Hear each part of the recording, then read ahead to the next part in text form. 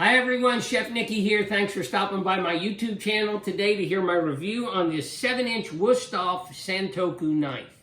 Before we get started, I just want to explain to you, I bought these knives. I'm not sponsored by Wüsthof, so anything I say here is my opinion. They're not paying me to say anything. They don't even know I'm making this video. Now, when you're done listening to this review, you're going to know if this knife is right for you, because I'm going to go through all the ins and outs of it, and I'm going to tell you what I like about it and what I don't like about it. Let's talk first about the name. Let's just define it. Okay, it's a 7-inch Santoku knife. What does that mean? That means that the blade is 7 inches long. And it's almost flat on the bottom, but it's not. It's a little more flat than maybe a French knife, and it's rounded on the top. See the French knife? The French knife goes to a point, and it's just a little bit different style. But this is rounded up here, and I'll tell you what the difference in that is a little bit later in this video.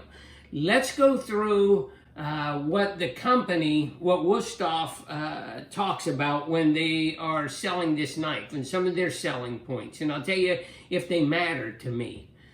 Right down the blade, there are these alternating hollows, and they just alternate a little bit to keep the food from sticking.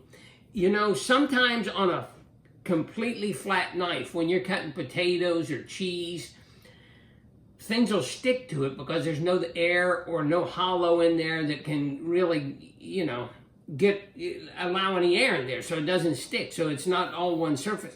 It's true, and it makes a little bit of a difference.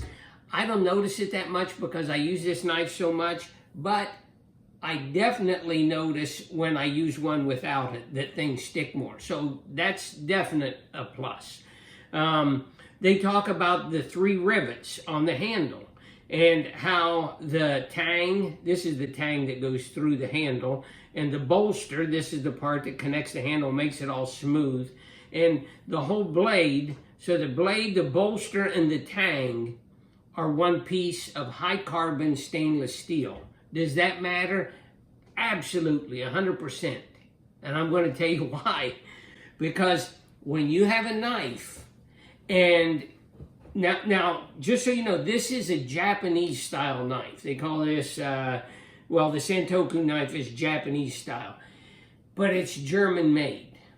And when it's made with this high carbon stainless steel, and the way this is made, you don't have to sharpen it that much. You have to take care of it. And I have a Wüsthof steel that I use, and I just run it on the steel and just tune it up. That's all I do. I mean, rarely, maybe once a year, do I run this knife on a stone. If you take care of your knife, you don't have to.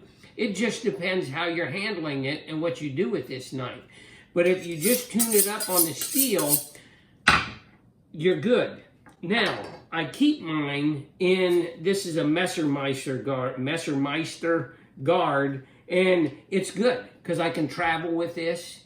I can put it in my suitcase, I can put it in my styling kit, I can throw it in the drawer, and if it hits something, it doesn't matter.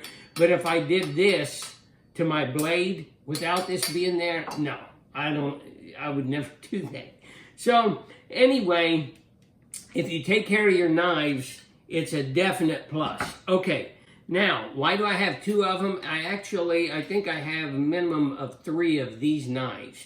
Normally when I buy knives, I'll buy one for my home, one for my West Coast styling kit, for my food styling kit, and if I do any private chef work, one for my East Coast food styling and private chef kit, and sometimes I just end up with an extra one somehow. I don't know how, but so I have 3 or 4 of these knives, one on the East Coast, 2 on the West Coast for sure.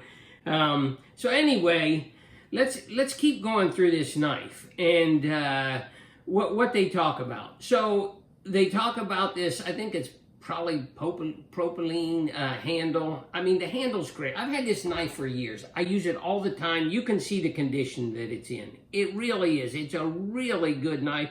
The handle's comfortable. And what's the difference in this and this, these two knives, because I used this knife for a long time, and I used to even use one longer. I had a longer one that I would use, and I'd use this when I worked in the restaurant all the time on a daily basis and when I was younger. So why did I move to this style knife? Well, I moved to this style knife, I think because originally, I don't know how I ended, maybe I bought one, I was somewhere on vacation, I had to buy something and I needed a knife or somebody gave it to me. I'm not sure, but when I started using it, I really liked the way that it handled. Now, some knives, see how this bolster here, the bolster, the tang, and the blade are all one. This just has the tang and the blade there, and the handle just connects to it on this French knife. And there's nothing wrong with that. For me, it's fine. The grip is fine, so that's not why I changed. Okay, let's talk about some other things. Why did I change? Why did I go with this style knife? The thickness of the blade, when you're buying a French or a chef's knife, is a big difference. Makes all the difference in the world, actually, when you're cutting something. So the thinner it can be here, the better off you're going to be. Because when you're cutting through an onion, it's a big wedge. If it's real thick, imagine this knife being that thick. I mean, you would just break the onion apart as you went through there. But when it's real thin, it's nice. Now, this blade, as it gets toward the front of the blade, it's thin. And the same on this. And it's got a little bit of a bend to it, which is nice. I like a little bend just in case I'm doing something at the last second. You know, you want to take some fish skin off or whatever it is, you know, and you want a little bit of bend to it. It's nice. But I like the thinness back here. And it's about the same as a French knife.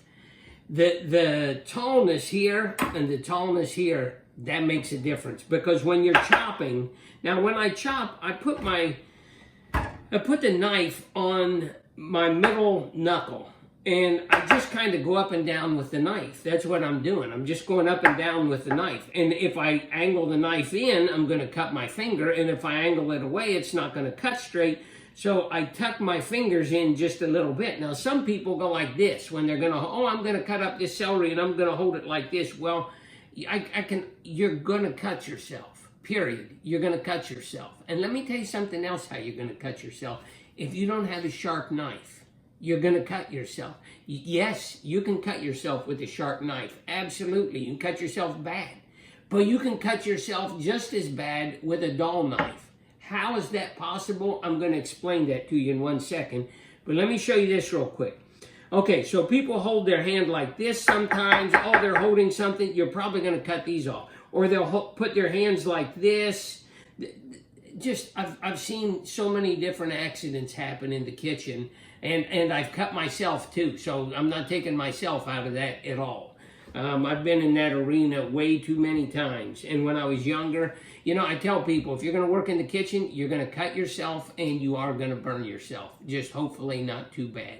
Okay, so if you go in your kitchen drawer right now, go get a knife in there. Pause this thing and go get 2 or 3 of your knives and then come back and I'm going to tell you what's going to happen here. I want you to take your finger and just don't come back up on the knife. I'm going to show you. Look, take your finger and just go straight down the knife. I'll bet by the 3rd time that you take your finger, if you cook a lot, if you're at home, and you run it down the blade, your fingernail down the blade, your fingernail's going to stop because it's going to get stuck.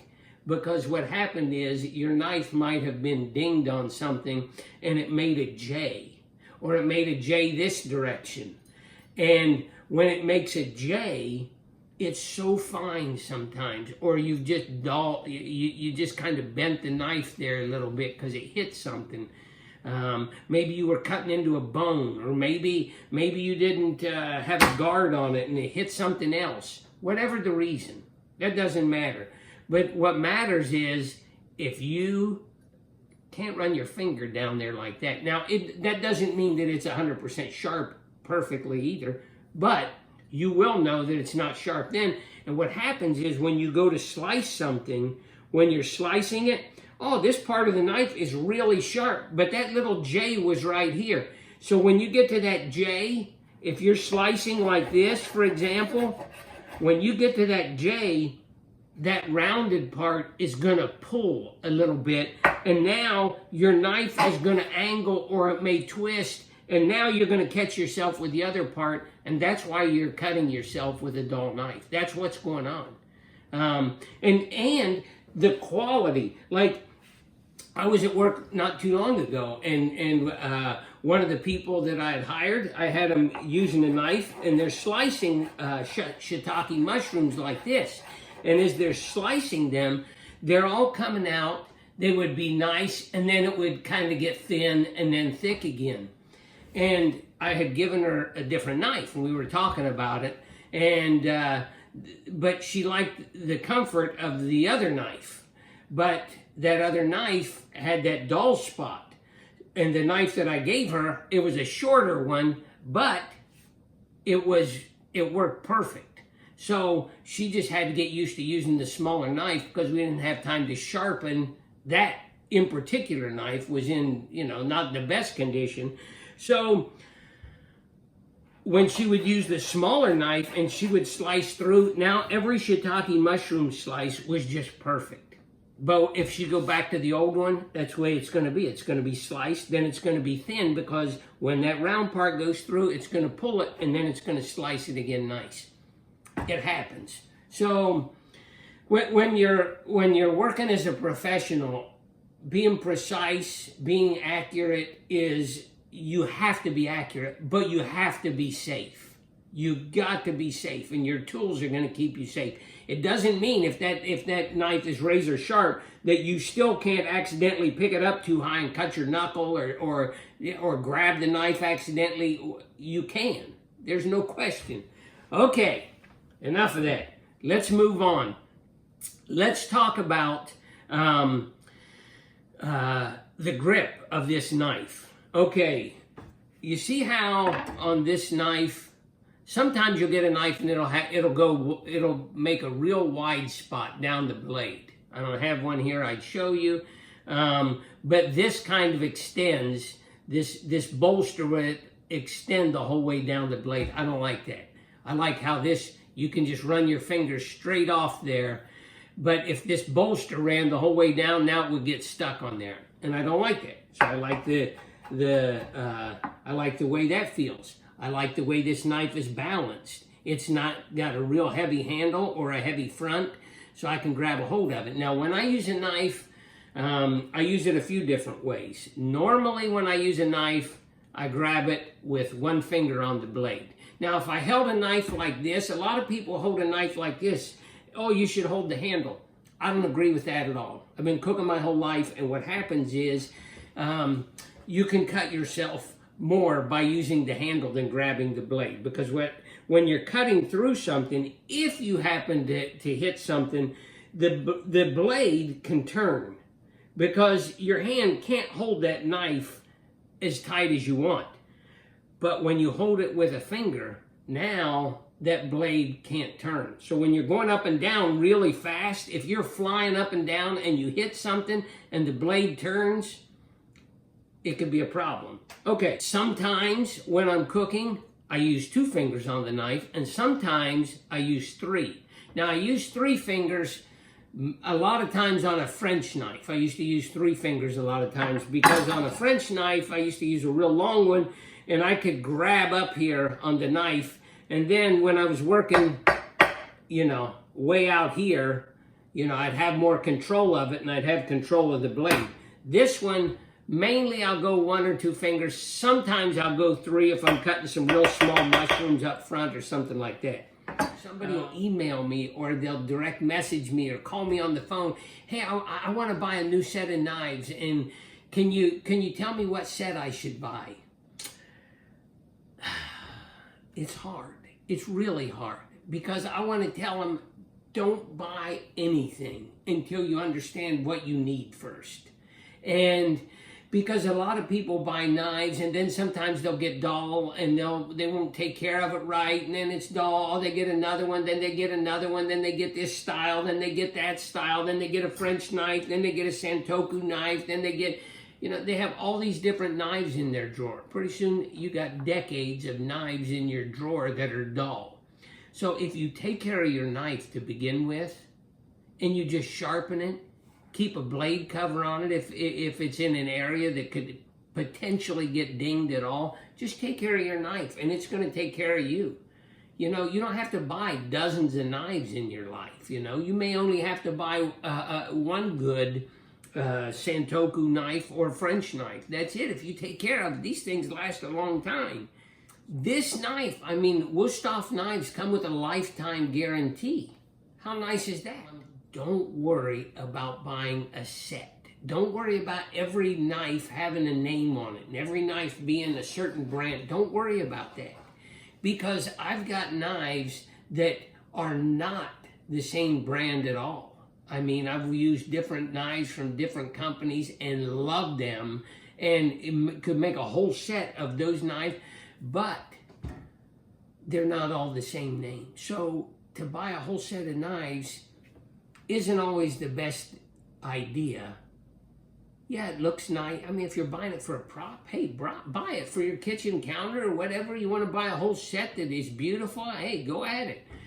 But if you're going to buy something that you're going to use, you got to buy the knives that you're going to like. And for me, if you're going to buy a knife, buy this knife first.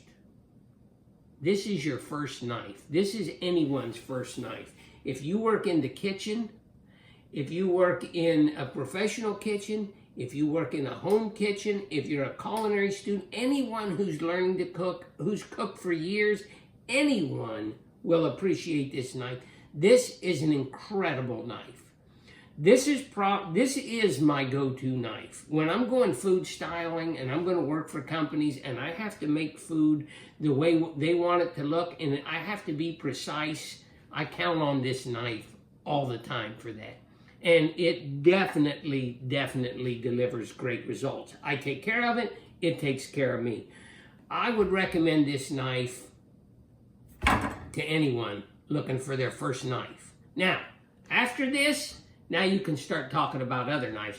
Why would I recommend this as your first knife and not a paring knife or a boning knife or a bread knife or all? Because this knife, if you know how to use this knife, you can do so many things with it. You can cut bread with it. You can cut fish with it. You can cut meat with it.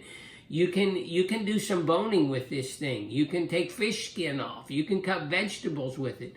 There's so much that you can do with this knife that you can't do with every other knife.